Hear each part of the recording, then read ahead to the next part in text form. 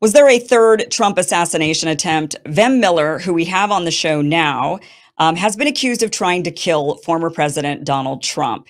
Here's the story that ran in the New York Post a couple of weeks ago. Let me read from this for you. Local cops arrested an armed man outside a Donald Trump rally in California on Saturday, and local sheriff has doubled down on claims that a third assassination attempt was prevented, even though he let the suspect walk after posting a meager bail for gun charges. Quote, "I truly do believe we prevented another assassination attempt," Riverside County Sheriff Chad Bianco told reporters Sunday, a day after suspect Vem Miller was arrested at a checkpoint outside Trump's rally in Coachella Valley. Miller, 49, was caught at a police checkpoint allegedly trying to enter the rally with a phony press pass. When cops noticed his car was unregistered, they searched the vehicle and discovered a cache of fake passports and driver's license, along with a shotgun, a loaded handgun, and a high-capacity magazine, officials said. He was soon booked on weapons charges and sprung after posting $5,000 bail. But the sheriff turned around and told the Riverside Press Enterprise that his department had all but saved Trump's life. Vem is now actually suing the county sheriff, I believe, for defamation. Vem, welcome to the show. Thank you so much for being here. Really appreciate it.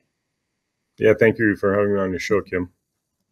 Okay, so right now, who are you suing? Are you suing the county sheriff? Is it which Riverside?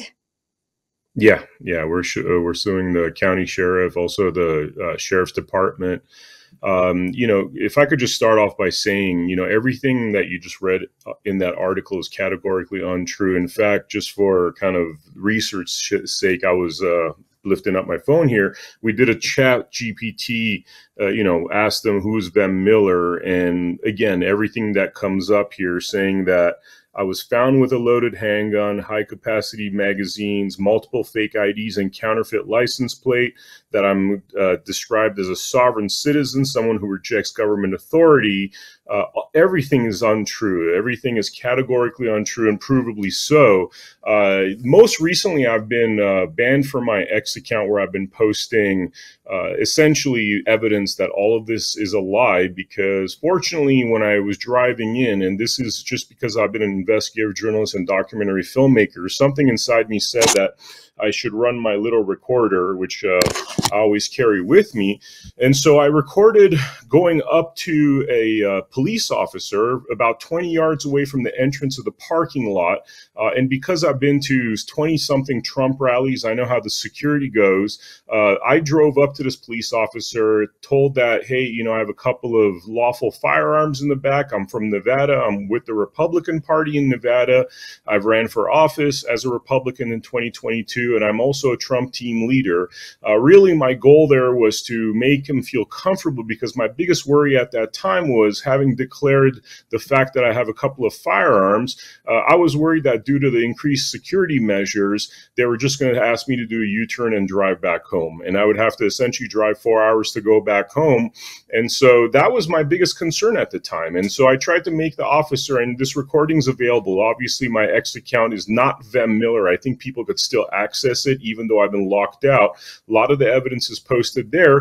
Another place that it's posted is AmericaHappens.com, the network that I've helped to run for many years now, where we produce 14 different shows and documentaries, a lot of different podcasts, all pro-Trump, ironically, by the way, which we've been doing actively for the last 4 years with my business partner, Mindy Robinson.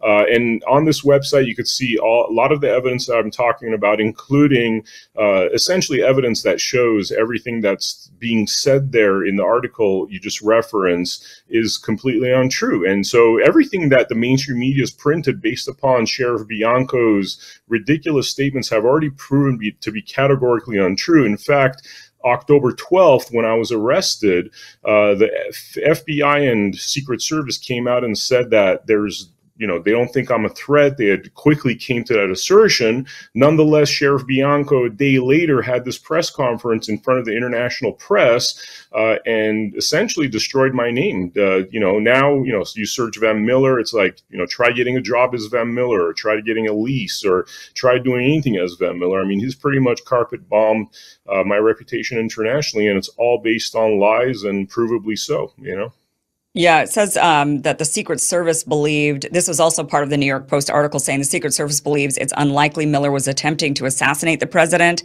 and that the FBI is investigating it as such, or is, sorry, the FBI is not investigating it as such, sources told the Post, Yeah. noting that Miller is a member of an anti-government far-right group and probably had the weapons for personal defense alone. And they later said that the Secret Service said that Trump was not at risk during the rally. Yet, like you said, a day later, the sheriff doubled down and he says, no, we stopped an assassination attempt. What do you think well, first of all, let's get to the kind of those strange parts of this story, which is, the New York Post reports that you were caught with a phony press pass, that you had, your car was unregistered, that when they searched the vehicle, they discovered a bunch of fake passports and fake driver's license along with the guns. So tell us about this press pass, the passports, and the driver's license. It's all a lie. I don't have multiple fake passports. I have 2 passports. I have a U.S. passport, and I also have a Canadian passport because I was actually born in Toronto. That's the reason why, as a naturalized citizen, you're automatically given a passport. That's all I had with me. And then I had 1 driver's license, all legitimate driver's license, legitimate driver's license, and you would know that because if I was going around with counterfeit passports, that's actually a felony, punishable by prison time, punishable with a big fine. And as you could see, like the FBI and the Secret Service, whose purview that would fall under, because that's a federal criminal offense, said that there's nothing here to report on. Like everything that Sheriff Bianco said is categorically untrue. And what we found very quickly is that Sheriff Bianco has governor aspirations, has been very vocal about that. And he's the type of person that thought he could essentially, raise his profile in front of the worldwide media in order to further his political aspirations over the corpse of my reputation, which is exactly what's happened. Unfortunately, even though he committed felonies, because reporting lies to the feds is a felony, there's actual laws against that. He is yet to be held into account, regardless of the damage that he's done. So you're saying that he reported falsely when he said that you had fake passports and multiple driver's licenses, that was not true. And yet he said that to the officials? He actually reported that? Yeah. He even said to Epoch Times that I had made verbal comments that I am here to kill, fill in the blank. Which is, but you had, which is false because you had it all on video. Yeah. So I have it on audio. So I dropped when I was driving up to the police officer, something told me I had to record it. I dropped it in the cup holder. And in fact, it recorded 12 hours of audio, including the unlawful incursion into my car, unlawful search and seizure. From what I've been told by my attorney now, we've only released the first minute of this audio simply to prove that everything in terms of what Sheriff Bianco is saying is a lie. He said that his deputies discovered the guns. What you hear in this audio is me declaring the guns, so they were aware of the guns. In fact, you hear me showing my passport when I say my pass. When I say here's my pass, he sees the pass, he sees my license, which I also declare in this audio. So really what happened is that what I've found since then is that this police department has had many issues, many complaints, many lawsuits with people being framed for crimes that they did not commit. I think they just thought, or the Sheriff Bianco thought that he could frame me for a crime and thereby see political gain. There was really no other reason why this would have happened other than his own political aspirations. What side of the aisle is he on, do you think? Do you know? He's supposed to be, he calls himself a constitutional Republican, although everything I witnessed, and I think the world witnessed in his behavior, is not constitutional, including, essentially coming after me for lawful firearms. He said that these firearms were not registered. That's also untrue. These were lawfully purchased in Nevada. And again, you're talking about crimes and felonies, and the feds are yet to do anything. And in fact, they made it very clear that there's nothing to do at this point because they know that my ID is legitimate. They know that I'm not doing anything illegal. I mean, we're over 2 weeks later now, or Yeah. more. We're 2.5 weeks later. I haven't even gotten a phone call. And in fact, on the day of, the FBI and Secret Service had two opportunities to interview me. I was told by the deputies of Riverside County that they were going to interrogate me, and then they declined on both occasions. So it seems as though that department was the driving force. And again, this is a highly corrupt department. It doesn't take much research to find out that Riverside County is one of the most corrupt departments in the country. It also doesn't take much research to find out that there's patterns and practices within this county that indicate that, it's run like a criminal operation. Officers using their badge under the color of law to commit crimes. And there's plenty of evidence to that. I mean, the reason I'm so confident saying this, because obviously I have a lawsuit, and whatever I say publicly can be used against me. And the reason why I speak with such confidence is because we already have thousands of pages of evidence to support our assertions. Yeah. So you think this guy, so you're saying that he had political aspirations. Do you also think that he had, he wanted to get in good with the Trump campaign, and he wanted to look like he was the hero who saved the day, and look, another assassination attempt on Trump? And there was like more than just his career, but also just the attaboys that he was hoping to get from people high up in the political world. Yeah. I mean, there's been multiple instances prior to what happened to me where he's ran to the press because he seems to be a bit of a, loves the attention of the media, ran to them with false accusations. I don't think he's ever met anybody that has necessarily my experience, my contacts, because what quickly happened, and this includes, by the way, within the Trump campaign, as well as the extended family of patriots and freedom fighters, whatever you call them, they all came to my support. So we had about a couple of hundred patriots that turned the tide of the mainstream media, at least in terms of the core movement goes. Everybody quickly knew this was nonsense. That didn't happen because the mainstream media did anything to retract the falsehoods. It happened because a lot of podcasters, individuals like Alex Jones, Roger Stone, Stu Peters, all these individuals that either know me personally or have people within their offices and teams that know me personally, quickly came to my rescue, and they started putting the truth out there. Rick Santilli, another one. A lot of them were actually very forthcoming about, Patrick Byrne. And incidentally, I was helping Patrick Byrne with voter fraud investigation for the week and a half before that. And on October 11, I handed him piles of evidence having to do with 150 semi-trucks moving ballots across the western United States, coming from Tacoma, Washington, because I was doing surveillance on a lot of these semi-trucks that were moving unlawfully because they're not supposed to be coming from Tacoma, Washington. Most of the ballots for the west half of the United States are supposed to come from a place called Rayburn, which is a printing house in Arizona. But nonetheless, 1,500 miles up in the Northwest, right next to a port, you have these semi-trucks, moving ballots. And so that's the evidence I handed to Patrick Byrne on October 11. And again, he was one of the people that came to the rescue, so to speak, and said, this is ridiculous. Vem Miller is the furthest thing from an assassin, especially Donald Trump, who I've been actively supporting via media, via content, via running for office, via getting votes for him through, being in the Nevada team, a team leader. And, people just knew automatically that this was preposterous. I mean, it just kind of goes to show that, one of the problems, I could see where the sheriff just has ambitions, but it also goes to show that, average Americans are being targeted by, it kind of even just going back to 9/11, right, and the Patriot Act, and, we got to go get the terrorists, and there's terrorists amongst us. And the problem is that anytime there are these events that happen, like the attempted assassination of Donald Trump, then, of course, law enforcement goes and uses it as, they weaponize this against us. They weaponize these.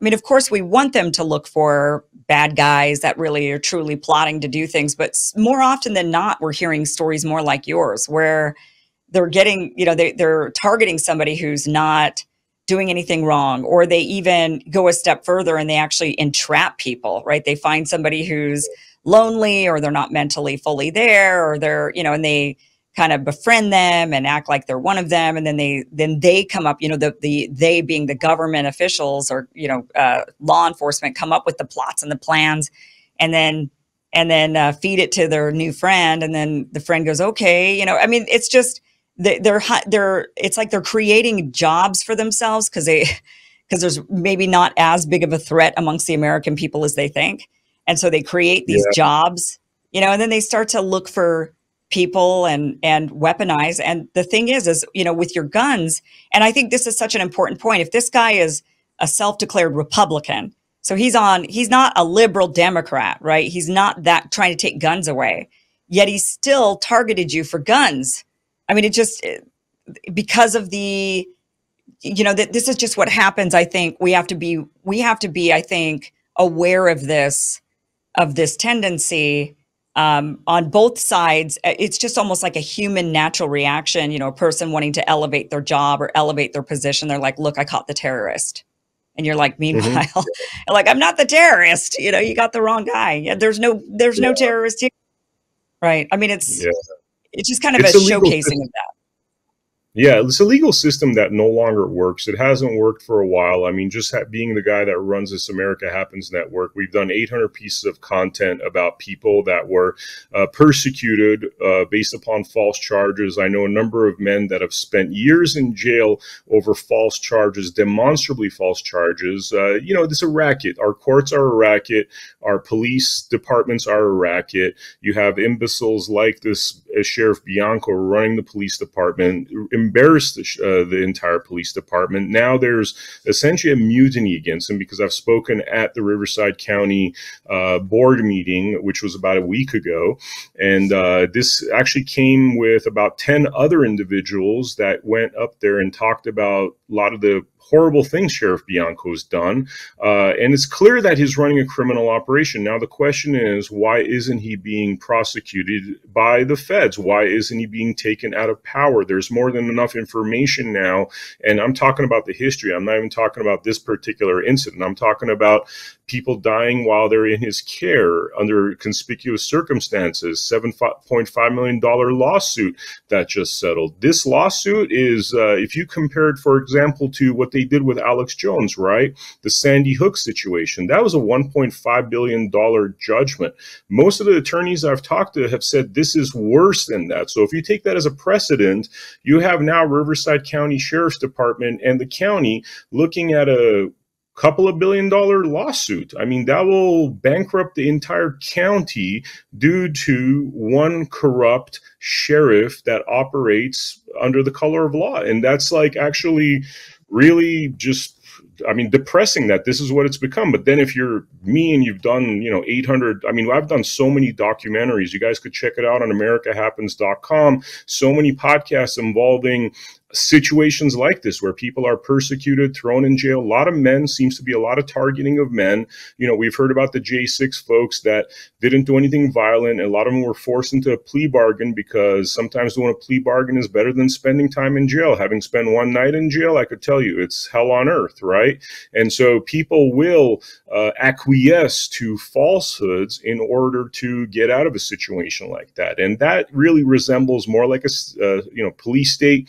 It's very Stalin-esque. It's not even a matter of, are we going to get there? I mean, the bad news is we're already there, and we've been there for a while. I bring up somebody like Michael McDonald. You guys should Google him. Michael McDonald was represented as being a monster, 3.5 years in jail. And his original sin for even landing in jail is that during a divorce, he sent gifts to his children. And that's why he did the first 6 months that then dragged out to 3.5 years for sending gifts to his own children that his ex-wife was trying to alienate him from. Dude did 3.5 years in jail. The first 6 months was because he sent a present to his son and he couldn't handle it. The judge told him he was supposed to have no contact.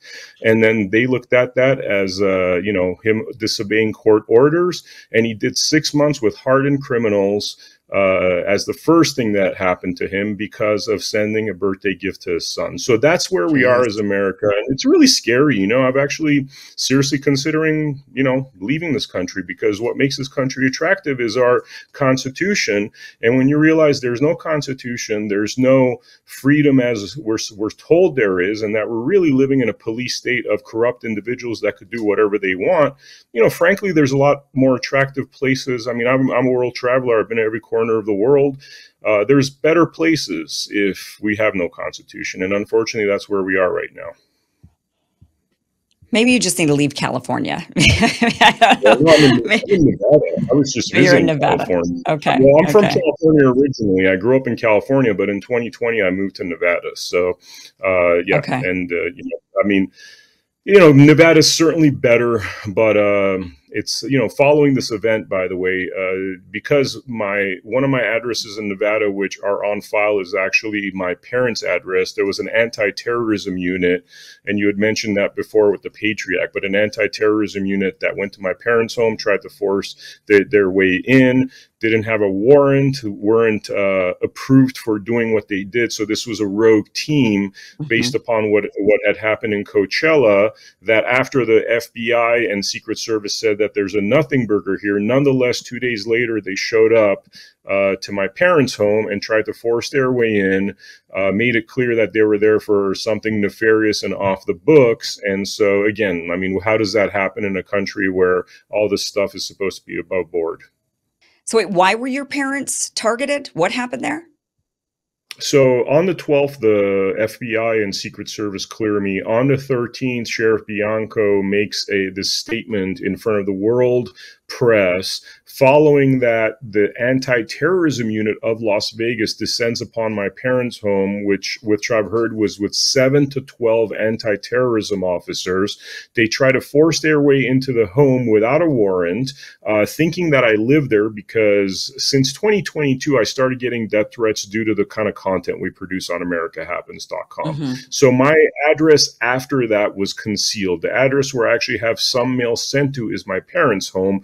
They assume that that's where I live. That's why they showed up there, tried to enter the house without a warrant. And then later it was found out that Sheriff McMahill didn't even authorize this, that this was a rogue unit. And really, I fear that if I was there, due to flinching, due to reaching for a water bottle or whatever, I would no longer be alive. And I think that was actually the plan, because for a welfare check, you don't send 7 to 12 anti-terrorism officers. In fact, once you guise it as terrorism, now you're in that Patriot Act law territory, which means no due process, which means that if I was shot and killed in that situation, then it could be easily covered up because they couch it under terrorism. It would have completed Sheriff Bianco's lies. When I found out what was going on the 13th, after I was released from jail at 1:30 in the morning, I went directly into hiding. So since then, I've been in hiding because I knew that this stinks. There's something really wrong with this. And since then, I've had to conceal my whereabouts and just, stay out of public. Whenever I go in public, people recognize me. I've gotten anywhere from shock looks to just aware looks to people looking at me like they want to cause me harm because they think that I'm out there trying to assassinate our former president, which is the craziest thing ever, because it takes one cursory glance to see that I've been integrally involved in the Trump campaign on many levels. I'm friends with a lot of individuals that are involved in the Trump campaign and the extended Trump campaign, now to include, Robert F. Kennedy and, somebody who I've also been in very close proximity to, as well as members of his team, people that he travels with everywhere he goes. So I've been very politically involved and like literally the last person ever that would want to harm anybody, much less the president that I'm really working very hard for on my own time and dime to help him get reelected. Yeah. But I mean, people would look at that and say, oh, yeah, but all these guys that, the guys that try, the informants or the assets or, that plot all these things, they get in good with the side first and pretend like they're one of them. So, I mean, I think I can understand where people would look at that and say, well, that doesn't really show anything. I mean, of course, you would pretend to be part of Trump's team in order to get close to the guy in order to do something, right? I mean, well, I've been I've been much closer proximity to him. So when I was helping to run one of the Trump teams in Nevada, he's had private gatherings of 200 or less individuals, and I've Yeah. been in those rooms. And in fact, anybody that goes to the Donald Trump campaign and says, "Hey, could you release Vem's name regarding whatever events he's been to," you will find that I've been in close proximity, not only at big rallies, but also at private events. So Yeah. was that my intention? I had much better opportunities than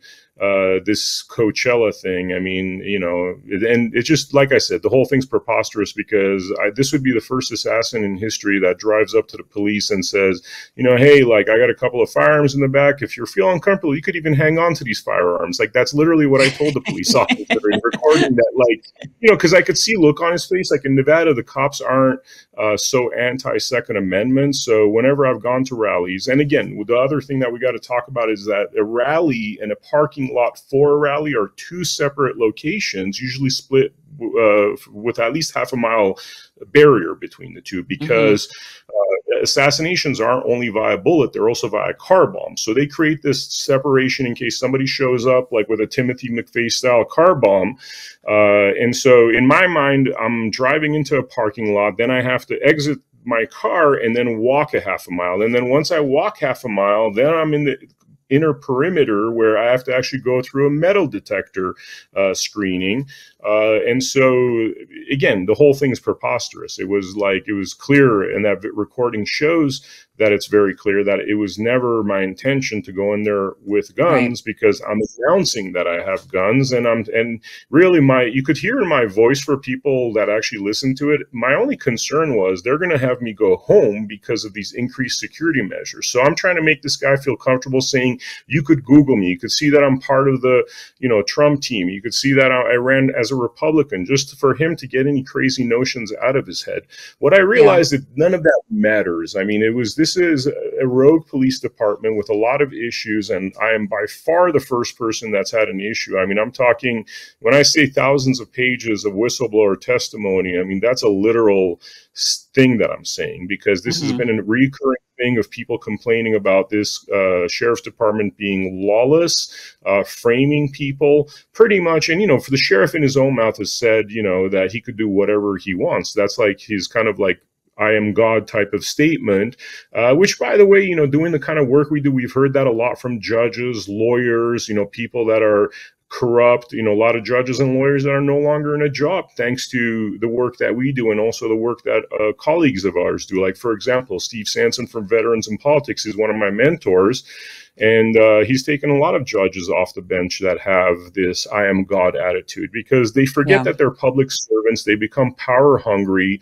And when you have essentially a federal government that, when the FBI is not holding these individuals accountable. When I call the FBI and I say, look, this gentleman, Bianco, committed federal offenses, I read them the actual laws and statutes, they tell me I should hire a civil attorney. Well, I already have a civil attorney, but why are they always telling you to hire a civil attorney when you're giving them criminal information? That's prosecutable criminal information. Now, Kim, if this is you or I, and we kind of say a peep in the wrong direction, write a tweet that maybe sounds threatening to somebody, well, the government will be at our door within minutes, right? But when a government official or a sheriff is doing things that are harmful to we the people on a criminal felonious level, guess what? They tell you to go hire a civil attorney. So that's a system that no longer works for we the people, and it's way too corrupted. Actually really showed me truly where we are as a country. If this is a microcosm of what the country looks like, you understand why people are frustrated. You understand why people go to January 6th and show up there out of frustration, not making any excuses for the small number of people that did bad things on January 6th. But if people weren't frustrated like that, they would not show up millions strong to Washington, D.C. So it's it's a really it's a really sad day, and I don't know. I mean, I'm a huge Trump fan. I doubt that this is even fixable at this point, because it's not just the Pelosi's of the world and congressional members that are, essentially working for individuals like George Soros, indicating that there's a level of treason happening there. But it's also the people on a county level. It's the sheriffs on a county level, as this Bianco individual has demonstrated. And what happens when they keep getting away with crimes against we the people is that now they operate with impunity, because if they're not getting arrested, they're not being put through the same torturous experiences like I would, and not being guilty of anything, being thrown in jail, then they're not tasting that. So the next guy's like, you know what, I could operate with impunity. And that's a message they're sending by this absolute lawlessness in our country. Are you facing any charges right now? So they let you out on $5,000 bail, but are there charges? That's untrue. Actually, there was no bail. They gave me a ticket.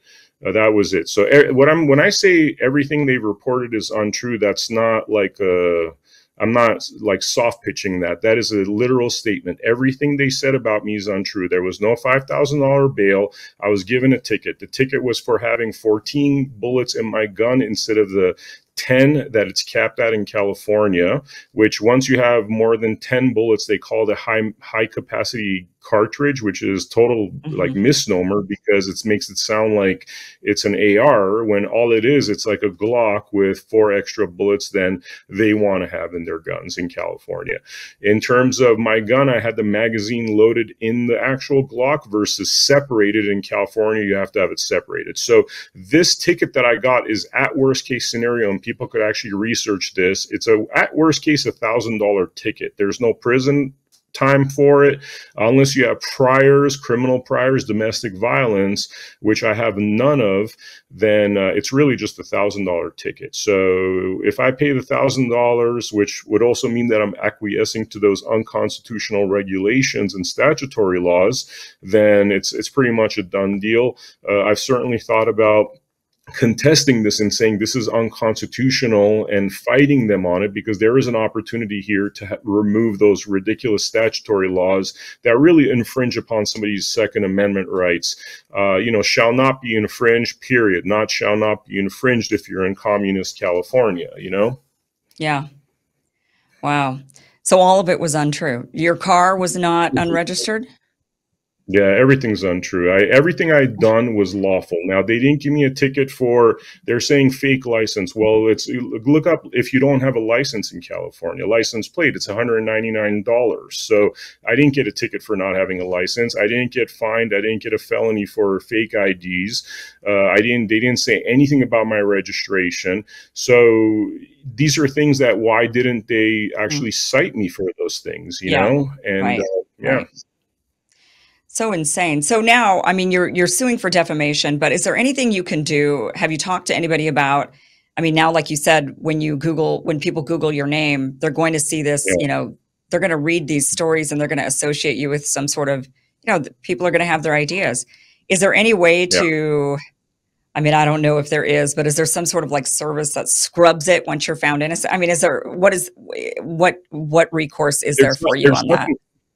This is the crazy thing. There's not anything to be found innocent of. Like, he made verbal statements that were categorically untrue. The international media, where they were looking for, and again, he calls himself a Republican. Well, he went out there with all the stereotypes that the leftists want to hear about Republicans, that anti-government, crazy gun-carrying guy, lunatic, fake this, fake that. Everything that they wanted, they got, and he went out with that. Now, had that actually been actual legal charges, then I would be given the opportunity to clear my name and then scrub the internet. But that little bridge, it being actually cited, is not there. So this is literally a person's words, not reflected in the law and on paper, not reflected in the citations.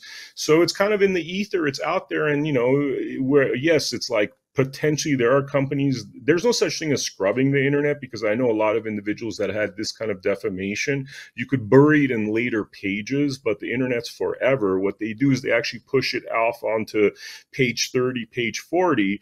But you're talking about a world media's worth of lies, right? So, it's like $250,000 cleanup job, all on my shoulders now, by the way. Not like the feds are like, whoa, what you did is wrong by our citizens.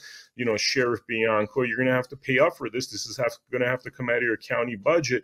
No, it's all on my shoulders on a civil level, which, by the way, if you guys want to donate to my Give, Send, Go account, you could simply go to givesendgo.com/America Happens. And I list all the things that we are going to be using the money for, which would be very helpful, because unfortunately, the way the federal government works now is they don't persecute or prosecute criminals that are sheriffs. They leave it up to the civilians to take care of matters like that. So it's pretty much all on my shoulders and on the shoulders of those who support me. What a crazy story. And so sorry that this happened to you. And now you have to deal with the internet. That's the problem with the internet, right? Now you have to deal with the internet and all the things that are written about you on the internet. But we do have that link down below for you, that Give, Send, Go. Thank you so much for giving us that, because I know people are going to want to help. So I do have that link down below for you. Vem, thank you so much for being here and sharing your story. And I appreciate you. Viewers out there, definitely check out AmericaHappens.com. You'll see a lot of great content we do. And Bundy versus Deep State is one of our latest documentaries. I highly recommend that one. It tells a great story. All right. Well, we have that link down below as well, Vem. Thank you so much for being here. Thank you, Kim. Thank you so much for watching. This was just a clip from the longer, larger show that you can catch Monday through Friday, 5 p.m. Pacific, 8 p.m. Eastern at KimIversonShow.com. That'll route you to the platform where you need to be in order to get the full uncensored show every Monday through Friday, 5 p.m. Pacific, 8 p.m. Eastern. Click on that link, watch the full interview. See you there.